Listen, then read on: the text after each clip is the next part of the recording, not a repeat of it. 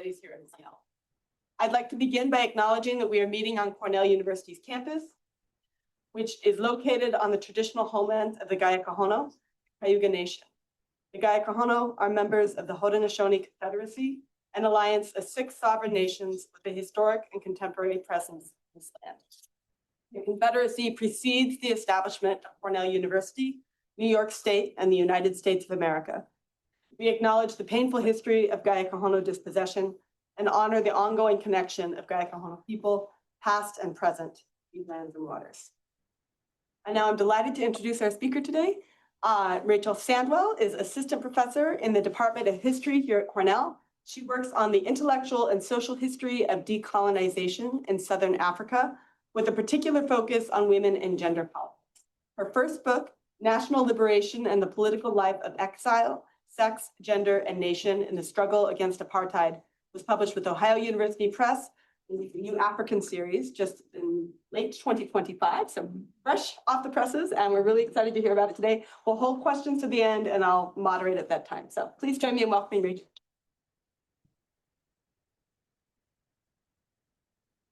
Thank you so much for that introduction, and thank you everyone for being here on this misty and gloomy day, sort of gloomy topic.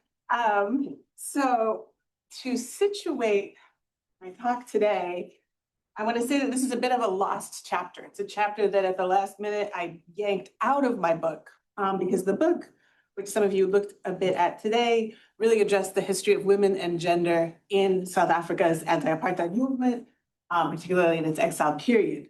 My talk today is based on a chapter that I removed because it is not so much about what happened, but about memory work and about the remembering of that exile period. And so what I'm presenting today is something that is still in formation. I welcome your comments and questions, something that I hope will be a standalone article about the politics of remembering sexual violence, and especially remembering sexual violence in the context of revolutionary political movements and national histories. So specifically, I'm interested in why there have been repeated and scholarly and public sphere discussions of sexual violence in the context of the anti-apartheid movement's exile period. But despite these frequent discussions over the past decades, there exists a social sense in South Africa that sexual violence in South African political history has not been reckoned with. In the longer chapter that this talk is based on, I explore 3 ways that remembering and accounting for this history of sexual violence gets blocked, what I call 3 impasses. Today, I'll talk about one impasse, which I label the impasse of violence. To illuminate that example, I'll talk through how South Africa's Truth and Reconciliation Commission addressed these particular instances of violence, and I'll argue that its failure to approach this violence in a more complete way is both a symptom and an exacerbator of this impasse. So first, let me give some context about what did happen to situate us within South African political history. Because let me be very clear, I'm not speaking about sexual violence and its history more generally. Significant question in South Africa. My focus is really on the history of sexual violence within political movements in that conjuncture, and particularly how remembering sexual violence got tangled up with ideas of revolutionary politics and national history and identity. I here draw on the historian Dominic Lecapra's work on trauma and history. Lecapra has fruitfully developed the concept of working through in historical writing, suggesting that this psychoanalytic concept intersects with historical analysis and political critique. Working through, Lecapra argues, is an articulatory process that can enable time to be distinguished, demarcating past, present, and future. Working through counters the effects of trauma, which otherwise, Lecapra observes, brings about a dissociation of affect and representation. One disorientingly feels what one cannot represent, one numbly represents what one cannot feel. It is precisely via understanding these effects of both trauma and working through that the peculiar repetitions and silencing of sexual violence in the South African case can be understood. While information abounds about sexual violence in exile, a narrative that could provide meaning is lacking. Excess feeling surges in repressed utterances and allusions, while sociological analyses or fact-based descriptions fail to capture the significance of the events that occurred. So while we have much information about sexual violence in exile, It has not been worked through into a history that can be digested. But first, let me begin by outlining the basics of what we're talking about. Let me explain what the ANC's exile period was and what happened there. So the ANC is today the party that governs South Africa, but for many years before that, it was a broad front movement uniting African people in South Africa, fighting against racial oppression and for full social rights and political rights for all African peoples. Starting in the 1960s, the ANC turned to a campaign of armed struggle against the apartheid government.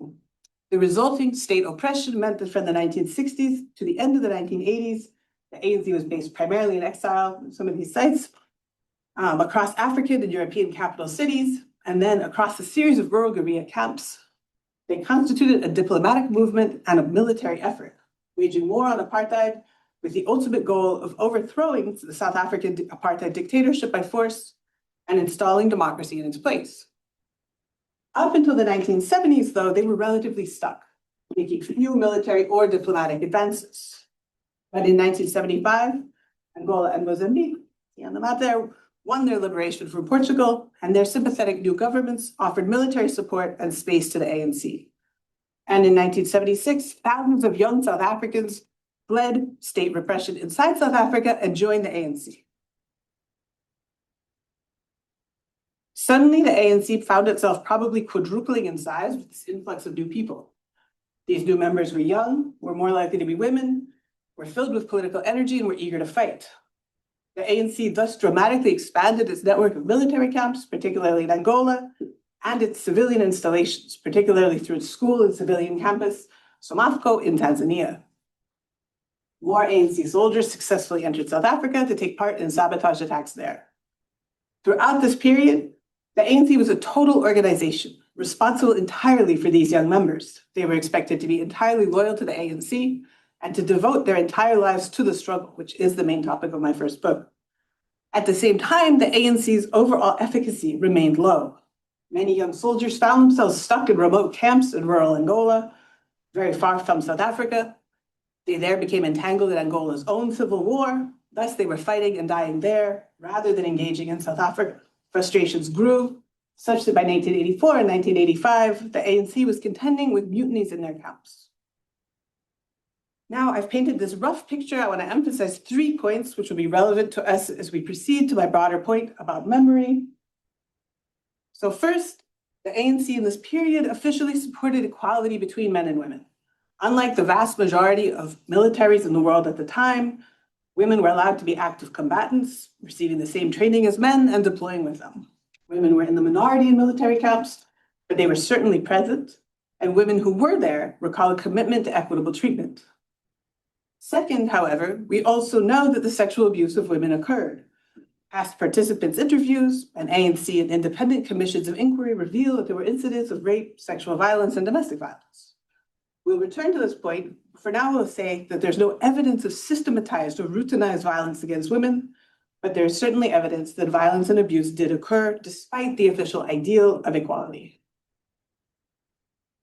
Thirdly, there was relatively widespread mistreatment of people accused of being spies for South Africa's apartheid government. Probably several hundred people were, through the 1980s, detained by the ANC, held in terrible conditions in prison camps, and in some cases tortured, and in some cases executed. These experiences have been well documented in testimonies by survivors, by independent observers, including Amnesty International, in journalism at the time and after, and at least 2 major books, one of which is pictured here, and in independent and ANC-led commissions of inquiry. The most detailed accounting of these abuses took place at South Africa's Truth and Reconciliation Commission. These events are commonly referred to as the camps violence. So I do want to pause and acknowledge that South African feminist scholars have produced really important analyses of gender and violence in politics. It's obviously a major topic. So Shireen Hassan, scholar of gender and violence, or gender and nationalism, who wrote some of the first really path-breaking work on gender and exile, has argued that the ANC failed to address violence against women in exile because the type of revolutionary politics that the ANC espoused insisted that intimate or domestic concerns were bourgeois matters outside the purview of political transformation. For the ANC, Achieving the revolution would mean gender equality should automatically be resolved. And I think Hassam's analysis is very correct here. Feminist scholar Puletaneo Kokola has also written incisively about the crisis of rape and violence in South Africa and about the effects of what she terms the spectacular masculinity of the liberation struggle. Within anti-apartheid politics, Kokola has argued heroic masculinity was wielded in such a way that alternative masculinities and women's empowerment were silenced. Hassam and Kokola both underscore context. The anti-apartheid struggle unfolded in a context of extreme militarized apartheid violence and a situation where strong patriarchal norms persisted. These explanations help us to understand the failures of the ANC in dealing with the violence as it occurred, but they don't adequately account for why sexual violence has been so frequently mentioned and discussed in exile's aftermath, but remains unresolved. Their interest is in accounting for what did happen. My interest is in considering why and how what did happen has been occluded, not silenced, because it's not silenced at all, but not heard. Incidentally, in one of the most recent books about women and South African politics, scholar Sibokazi Mahava book, Guerrillas and Combative Mothers, points out that there is even an excessive association between women, exile, and sexual violence, such that some people expected her book should focus on it, when in fact her interviewees did not raise sexual violence as the key feature of their experience. This fact of excessive focus is what interests me. So the example of the Truth and Reconciliation Commission, the TRC, provides us the best way to see into this paradox. Specifically, I want to highlight how the TRC approached the question of the camp's violence differently than how it approached sexual violence in exile, how it awkwardly separated the two in a way that ultimately depicted sexual violence as non-political and equally political violence as non-sexual. This separation, I argue, prevented the TRC, despite its best intentions, from grappling with the politics of sexual violence alongside the ANC's politics. So created in 1995, South Africa's TRC faced a monumental task.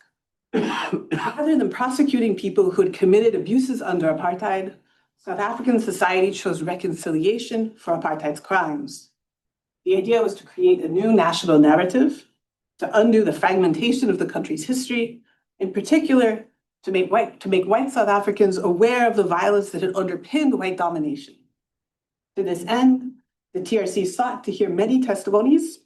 They heard thousands of testimonies from both victims of apartheid and perpetrators about what it termed gross violations of human rights. It did so via public hearings. Roughly 2,000 witnesses testified at over 60 hearings around the country, and an additional 22,000 written statements were taken. Crucially, the TRC commissioners also held a juridical function. They had the power to grant amnesty to perpetrators who testified, but only if their crimes were deemed political. This is a really crucial point that brings politics to the center of the issue. If someone was found to have committed crimes for personal or criminal reasons, they could not receive amnesty. Only political crimes could receive amnesty. And of course, I should underscore the overwhelming majority of human rights violations were perpetrated by the apartheid state. Right? The apartheid state, in its decades of racist dictatorship, detained, tortured, and killed significant numbers of people. The ANC's misdeeds occupied only a small part of the TRC's work, but because of the importance of the ANC, they obviously attracted significant attention. By the time the TRC happened in the mid-90s, there had already been much debate about the detention, torture, and executions known to have occurred in the ANC camps. In this period, public commentators condemned the ANC for the camp's violence, basically attributing the violence to the influence of communism. This may sound a bit unexpected from our perspective today, but we must remember that at the time, the apartheid government had spent years justifying itself by arguing that the ANC was just a front for the Soviet Union, and that they, the apartheid government, were the African continent's last hope at preventing communist takeover. This argument had worked fairly well to guarantee Western support for apartheid throughout the Cold War. Even after the wind down of the Cold War in the early 1990s, critics of the ANC continued to insist that it was an organization warped by the evils of communism, and that this explained the violence done in the camps. Specifically, critics argued that anyone who dissented against the ANC's communism was subject to political persecution. Thus, the people who were detained and tortured by the ANC were posed as political dissidents subject to persecution. In particular, critics allege that ANC cadres were trained in torture by the East German Stasi. As a bracket here, I want to say there's no doubt that torture occurred in the ANC's camps, but there's no reason to think that the torturers learned their methods in East Germany. To the contrary, many of the torturers were themselves young men who had survived and witnessed horrific torture in apartheid jails, the much more likely source of their grammar of violence. After some initial hesitation and debate, the ANC made open submissions to the TRC about these events. They focused on apologizing for, but also explaining the abuses that had happened in the camps. Over hundreds of pages of written submissions, they provided explicit detail about the administration of exile and listed the names of people detained and executed in exile, as well as those who went missing or died from other causes. Throughout its account, the ANC focused on rejecting critics' explanations for the camp's violence. Specifically, to rebut the argument that they were violent communists and that was why they had committed these abuses, the ANC offered an alternative portrait of their political identity, one that ignored communism altogether and focused on their commitment to revolutionary politics. In their written submissions, the authors foregrounded three main ideas: that the ANC was a committed political organization, not an ordinary army, that it was under massive threat from the apartheid state's campaign of military raids, spy infiltration, and targeted assassinations, and that the so-called excesses of violence were exceptional and occurred due to lapses in training, the infiltration of apartheid agents, and the climate of anxiety. The first 2 points are undeniably true. Historians and memoirists agree that political education was a core component of ANC training in exile, including in the camps in Angola, and that cadres were instilled with a strict sense of political ethics. The ANC developed a code of conduct for its members, specifically designed to prevent abuses, and was one of the only liberation organizations in the world to sign on to the Geneva Conventions. Conventions aimed at regulating military conduct towards civilians. Equally, we know that the apartheid state vigorously infiltrated spies into the ANC, particularly in the 1980s. Assassinations of ANC members and attacks on ANC camps, including mass poisonings and bombings, are well documented. The third point, though, the exceptional nature of the abuses, is worth exploring as it reveals the crux of the eventual debate. Do these abuses tell us something about the ANC, its identity, as the critics argued, or do they, for the most part, tell us only about the hardships that the ANC faced?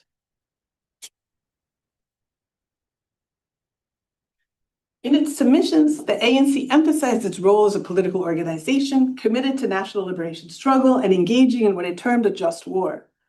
They reminded readers that, quote, the system of apartheid and its violent consequences were systematic, they were deliberate, they were a matter of policy. This is true. By contrast, the ANC insisted the abuses that took place in their own prison camps were exceptional, not the result of policy. Referring to the abuses at one famous prison camp, the ANC argued, quote, the conditions in this detention center, which are graphically illustrated in the commission reports, should be considered against the norm which existed in general in the camps, given that the conditions in any guerrilla military establishment are very difficult and abnormal. In other words, normal ANC military camps, not for political detainees, suffered shortages of food, water, and medical care. In this reading, which the ANC maintained through its detailed submissions, the violence in the camps was aberrant, exceptional, and without meaning, except insofar as it testified to the challenging conditions that the ANC faced in exile. Ultimately, the TRC agreed with the ANC. The final TRC reports devote pages of analysis to the ANC's camps violence. It provides a painfully detailed description of this violence that occurred and the lives lost. Overall, however, the final TRC report agrees with the ANC and not its critics. The ANC did not use violence as a matter of policy. They did not systematically use violence against political opponents. And the violence that did occur was the result of failure, not of deliberate plans. The TRC found that torture was, quote, used by a limited number of ANC members who were members of the security department and in specific time periods. It was not an accepted practice within the ANC, and it was not used for most of the 3 decades with which the commission is concerned. Nevertheless, they did also find that the ANC did not act sufficiently to prevent torture, and that the organization was guilty of gross violation in conducting torture and in executing people on the basis of confessions acquired through torture. The very fact of these findings gave a logic to the abuses that the victims testified about and the ANC admitted to. The logic of the TRC, that abuses occurred under difficult situations in which security officers got out of hand and committed excesses, is the same logic that the ANC offered via its own internal investigations. But sexual violence figured differently at the TRC. Only one woman testified to experiencing sexual violence in the ANC's exile, although other women alluded to concerns about the issue, which I can talk more about in the question period. Only one woman, Lita Mazibuko, came forward to testify that she had experienced sexual violence in the ANC's camps. This abuse occurred in the context of her being accused of being a spy, as was the case for men whose torture was described as camps violence. She suffered many of the same types of violence that was visited upon men accused of being spies. But she was also raped and subjected to sexual torture. The detailed records of her hearing are available and demonstrate how the TRC commissioners questioned her as she testified. But ultimately, the TRC placed her testimony in the final report, not in the section on the ANC's political violence, but in the gender section of the report. In fairness to the TRC, it made special women's hearings in response to feminist critics, drawing attentions to its failures to consider gendered harms. And in its report, the TRC specifically acknowledges that the general choice to group women's testimony together in a gender section could result in marginalization. But here, I'm interested in the specific effect of including this woman's testimony apart from men's testimony of camps violence, testimony that therefore became posed as a gender-neutral experience of political violence.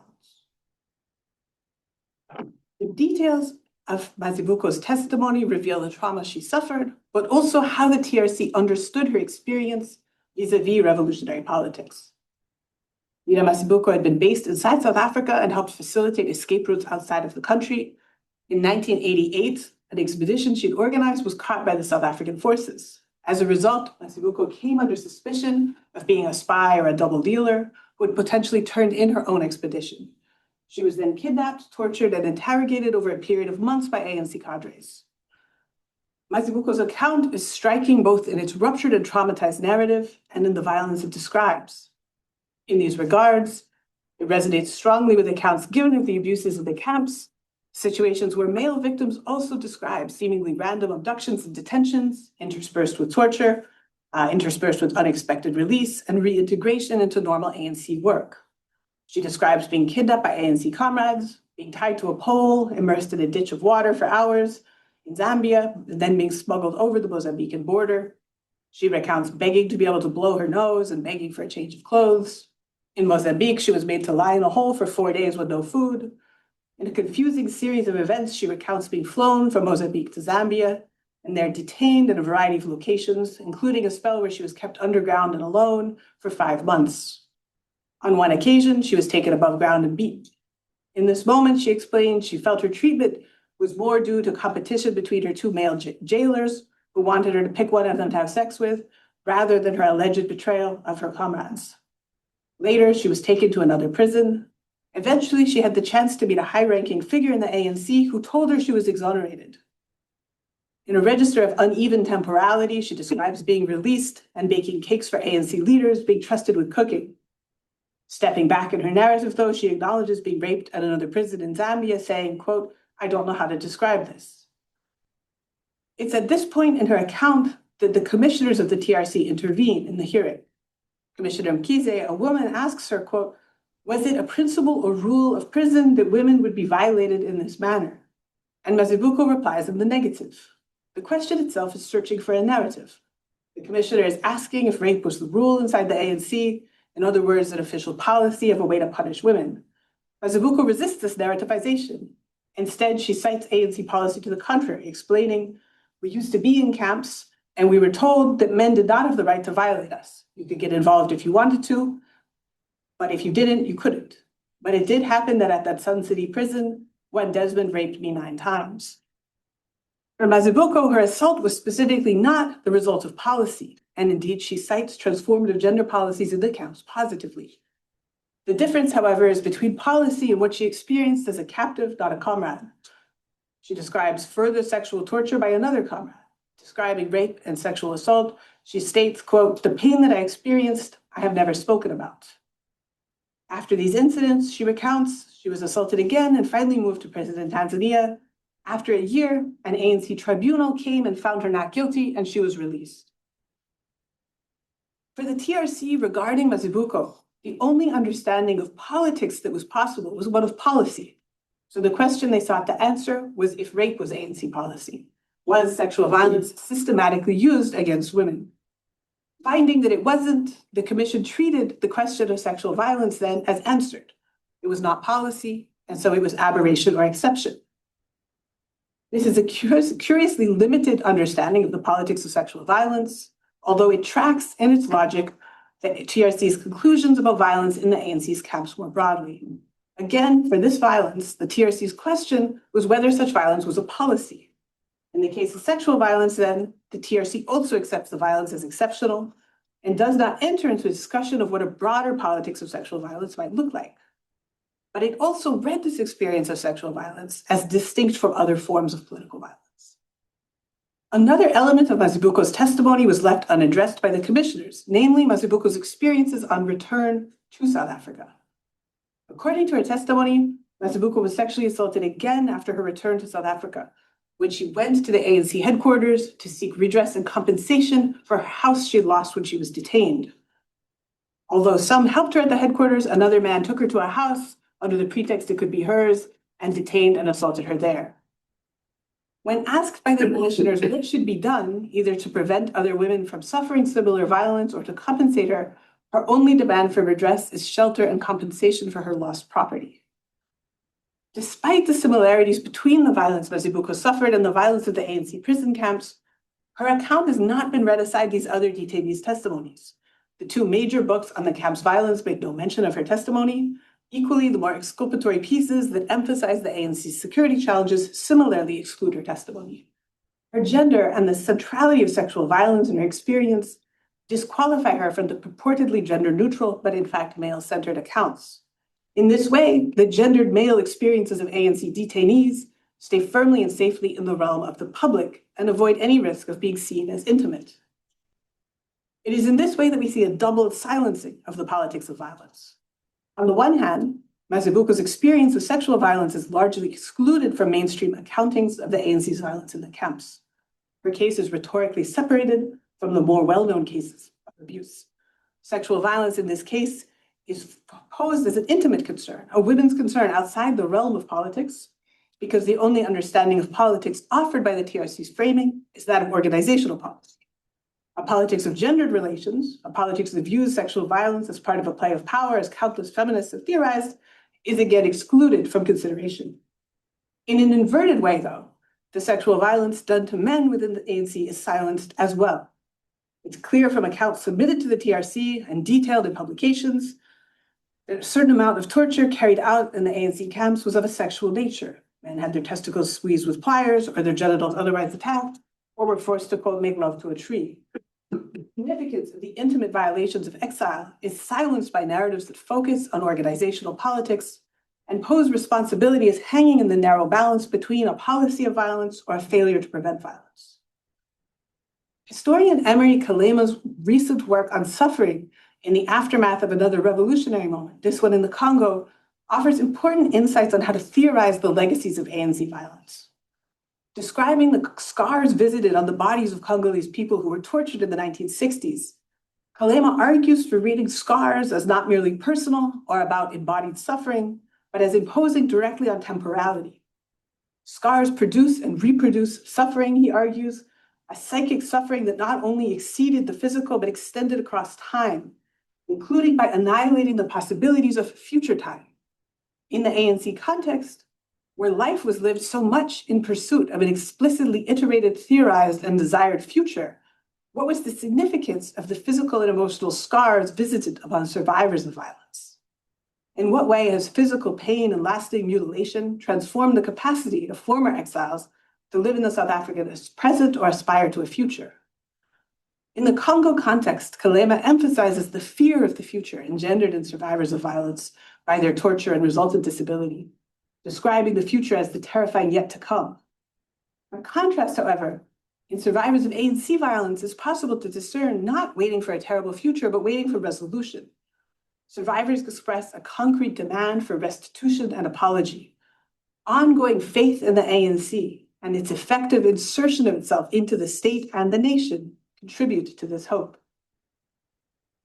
Mazibuko's account underscores a crucial dimension of ANC life, a side effect of the peripatetic networked life of exile, namely total dependence on the ANC. How else to understand Mazibuko's startling testimony that she was happy to be reintegrated into ANC structures, to work with them again in exile, and that she returned after exile to the headquarters in search of help, to be tragically raped again. Despite the intense harms the ANC inflicted on her, she still experienced herself as inside the ANC, a connection that underscores how the organization functioned as a family for its members and as a totality. Her quest for succor and real aid from the ANC shows us two interwoven elements. First, it shows us the ideological force of the ANC, its power at asserting itself as the free South African nation and as the only possibility for life post-apartheid. And secondly, it reminds us of the practical abjection of many within the ANC who depended, especially in exile, so materially on the organization for everything. More positive commentators have described the ANC as a family in exile. In tracing the intimate violence of this period, it's possible to acknowledge that families in general have been prime sites of violence for many who inhabit them, as feminists have for years pointed out. In the cloistered and dependent space of exile, a home made of necessity away from home, violence could flourish. Returning to Kalema's point about violence as annihilating possibilities for the future, we see in the return of Mazibuko to the ANC the ongoing power of the ANC to determine the future, its ongoing claim to be able to remedy the ills of the past.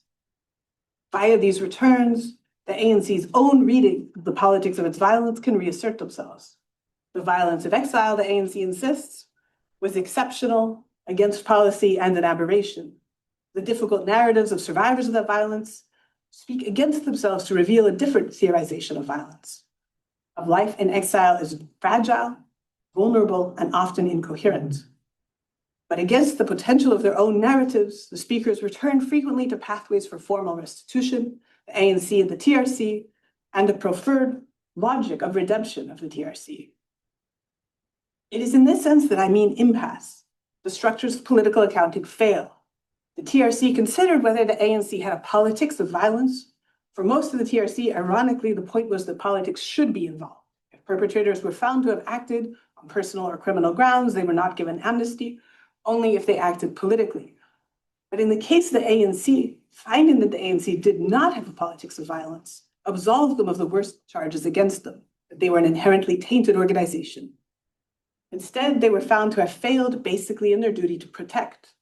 Their crime was being too little, too inadequate as regards the camp's violence. And as for sexual violence, it's further marked off.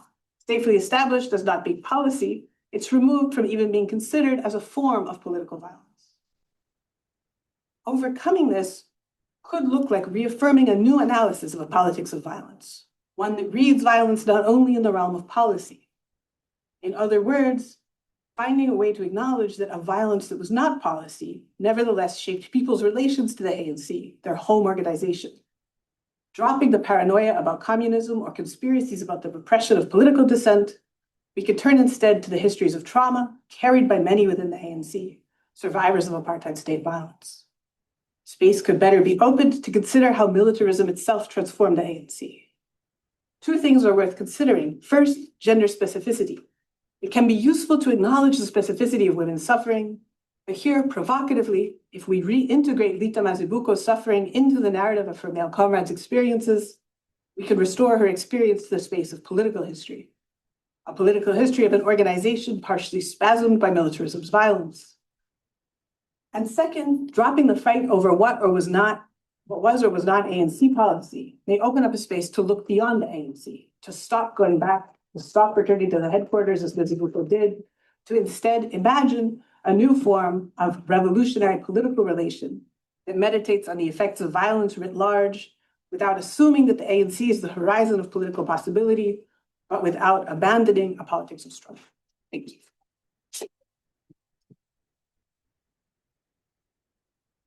Exactly 35 minutes. Okay. All right.